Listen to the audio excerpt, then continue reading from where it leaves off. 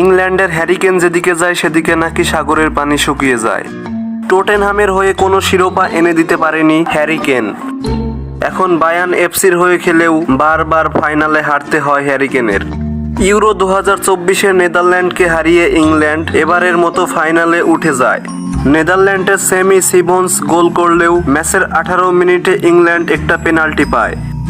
পেনাল্টিতে hurricane গোল করে ম্যাচটি 1-1 গোলের সমান করে ম্যাচটিতে শেষ পর্যন্ত 90 মিনিট 1-1 গোলেই সমান হয়ে থাকে।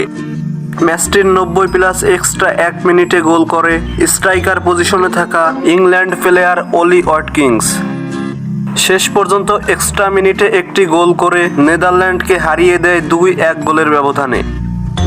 ফাইনালে ইংল্যান্ডের বিপক্ষে লড়াই করবে স্পেন। এবার হয়তো হ্যারিকেনের ভাগ্যের চাকাটা ঘুরলেও ঘুরতে পারে। হ্যারিকেনের ফাইনালে গিয়ে হারার রেকর্ডটা কম নেই।